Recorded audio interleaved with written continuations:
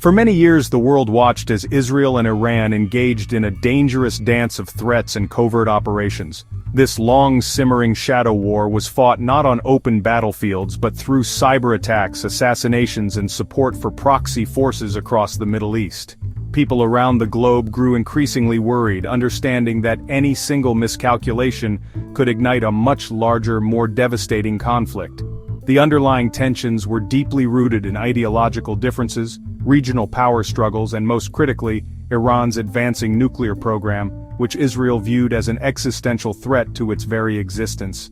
This period was marked by a fragile and uneasy quiet, punctuated by sudden acts of violence that kept the entire region perpetually on edge. The transition from covert sparring to the brink of direct confrontation was gradual, yet relentless. A significant turning point came after the Israeli military campaign in Gaza, which began in late 2023.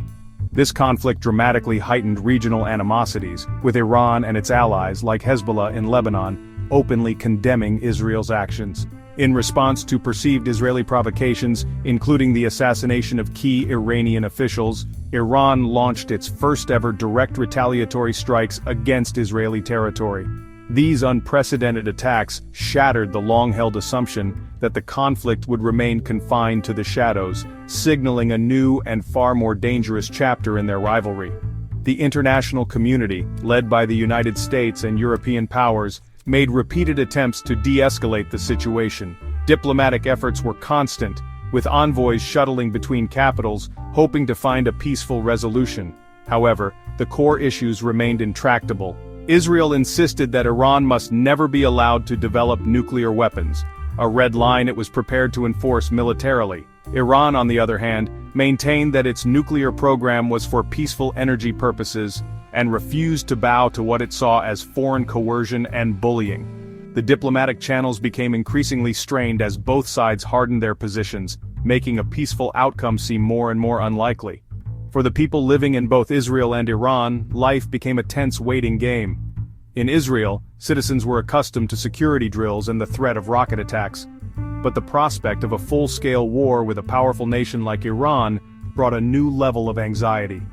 In Iran, the public was already grappling with severe economic hardships caused by international sanctions and government mismanagement.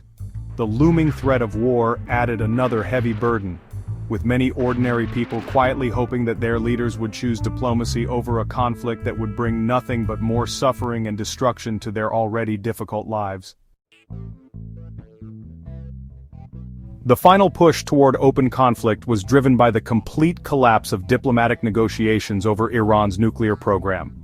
A sixth round of talks, held in Oman in early 2025, represented the last best hope for a peaceful settlement. The United States under President Donald Trump proposed a deal that would require Iran to completely phase out its uranium enrichment capabilities. This zero-enrichment stance was a significant departure from previous agreements like the 2015 JCPOA. Iran's supreme leader flatly rejected the proposal, viewing it as an unacceptable surrender of national sovereignty. The failure of these talks sent a clear message to the world: the path of diplomacy was closed, and the path to war was now wide open. This diplomatic failure was quickly followed by a major escalation at the international level. On June 12, 2025, the International Atomic Energy Agency passed a severe censure resolution against Iran. The resolution formally found Tehran non-compliant with its nuclear obligations after inspectors discovered undeclared traces of uranium. This was not just a symbolic gesture, it was a powerful condemnation that isolated Iran and provided international justification for a more aggressive stance. Iran's response was swift and defiant. It announced plans to build a new uranium enrichment facility and install more advanced centrifuges, pushing its nuclear program closer than ever to weapons-grade capability. With diplomacy dead and Iran accelerating its nuclear activities, the focus shifted to military preparations. Israel, under the leadership of Prime Minister Benjamin Netanyahu, felt its window of opportunity to act was closing. Israeli military intelligence believed that Iran's air defenses, which had been damaged in earlier strikes, were being rapidly rebuilt. This created a sense of urgency, convincing Israeli leaders that a preemptive strike was necessary before Iran's defenses became impenetrable. Warnings from the United States and Europe that an attack was imminent grew louder, and the United States began withdrawing non-essential personnel from its embassies across the Middle East in anticipation of the coming storm. The rhetoric from both sides reached a fever pitch. Iran's Revolutionary Guard Corps commander, Hossein Salami, warned that any Israeli attack would be met with a history-making response that would redraw the map of the region. Iran's defense minister declared that all United States bases in the area would be considered legitimate targets if America involved itself in the conflict. In Israel, the war cabinet met in marathon sessions, finalizing strike plans. The world held its breath as military assets were moved into position. The question was no longer if a war would happen but when the first shots would finally be fired, plunging the Middle East into chaos. The war began not with a single shot, but with a coordinated and massive wave of Israeli airstrikes in late June 2025. Fighter jets, long-range missiles and armed drones targeted Iran's nuclear facilities, military command centers, and air defense systems. The goal was to cripple Iran's ability to retaliate and to set back its nuclear program by years. The initial attacks were technologically sophisticated, overwhelming Iranian defenses in the first few hours. However, Iran had prepared for this moment. It unleashed a barrage of its own ballistic missiles, targeting military bases and strategic sites inside Israel, triggering air raid sirens and sending terrified citizens rushing to bomb shelters across the country. The conflict did not remain contained between the two nations for long. As promised, Iran and its network of proxy forces launched a multi-front assault. Hezbollah in Lebanon fired thousands of rockets into northern Israel, forcing widespread evacuations and turning quiet communities into ghost towns. Militias in Iraq and Syria targeted United States military bases, drawing American forces into a defensive posture. Houthi rebels in Yemen attacked commercial shipping in the Red Sea, disrupting global trade and expanding the economic impact of the war far beyond the immediate region. The Middle East was transformed into a chaotic chessboard of interlocking conflicts, with each attack triggering a counterattack in a brutal, escalating cycle of violence. Life for civilians in the warring countries became a nightmare of fear and uncertainty. In major Iranian cities, the constant threat of airstrikes disrupted daily life, while the economy, already fragile, collapsed under the strain of war. In Israel, the once impenetrable sense of security was shattered. The constant wail of sirens and the impacts of missile strikes became the new, terrifying reality. The human cost was immense. Families on both sides mourned the loss of loved ones. Homes were reduced to rubble, and the psychological trauma of the conflict left deep scars on an entire generation that had been thrust into a war they did not want. International efforts to broker a ceasefire were initially fruitless. The United Nations Security Council was paralyzed by political divisions, unable to agree on a unified course of action.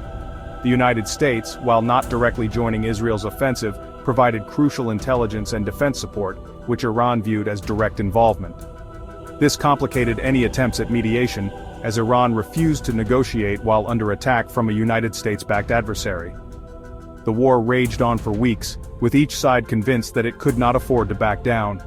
The world watched in horror as the conflict deepened, with no clear end in sight for the bloodshed and destruction. After several months of brutal fighting, the sheer scale of destruction and the growing risk of an even wider, uncontrollable regional war finally forced both sides to reconsider their positions. The economies of both Israel and Iran were in ruins, and the human toll had become politically unsustainable for their leaders. Neutral countries, including Switzerland and Oman, working tirelessly behind the scenes, managed to establish a secret back channel for communication.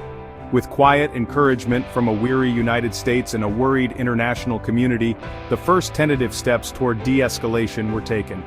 The initial talks were not about peace, but simply about establishing a ceasefire to end the daily barrage of missiles and airstrikes.